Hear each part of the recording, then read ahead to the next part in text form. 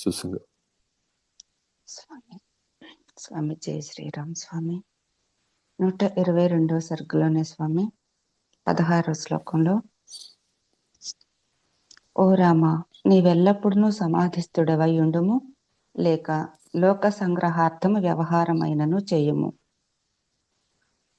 కాని సర్వదుఃఖరహితమగు చిదాత్మ స్వరూపుడవగు నీవు హర్షశోకములను ఎన్నటికి పొందకయుండుము అనే దానిలో స్వామి లోక సంగ్రహార్థము వ్యవహారమైనను చేయుము అనేది ఎట్లా అర్థం చేసుకోవాలో తెలియలేదు స్వామి. శరీరాతీత వృత్తిస్త్వం శరీరస్థోథవా భవ. నీవు ఈ శరీరం అనేది ఇది ఒక వృత్తి, మనోవృత్తి. ఇప్పుడు చెప్పింది వసుంధరకు చెప్పిన మాటే. శరీరం అనేది ఒక సంకల్పం. ఘటం ఎట్లా సంకల్పమో శరీరాన్ని కూడా ఘటం అంటాం.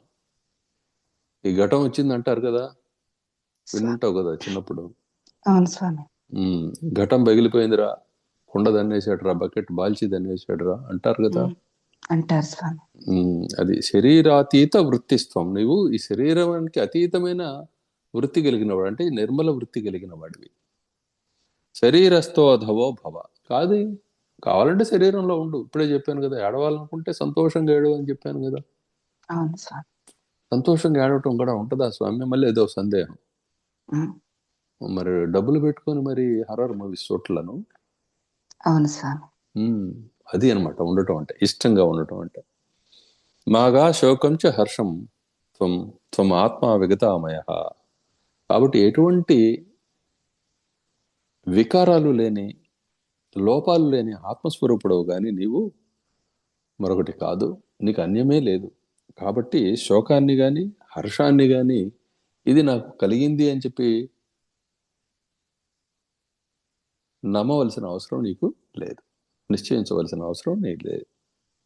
కాబట్టి శరీరాతీతమైన నీ వాస్తవ స్వరూపాన్ని స్మరించు.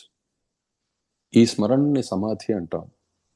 అప్పుడు ఆ స్మరణ నిన్ను వేడనప్పుడు నువ్వు శరీరస్థుడవై ఉండినను నీకేమీ ఇబ్బంది లేదు. ఇక్కడ లోక సంగ్రహార్థము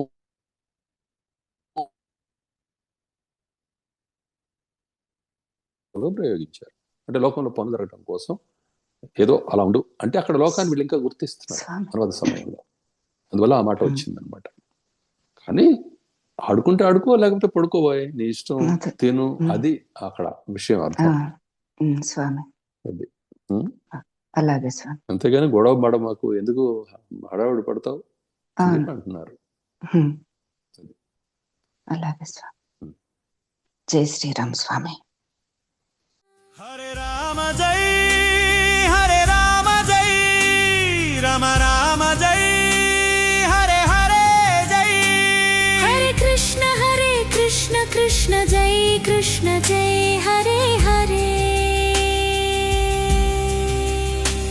హరే రామ జై, హరే రామ జై, రామ రామ జై, హరే హరే జై, హరే కృష్ణ కృష్ణ జై కృష్ణ జై, హరే హరే.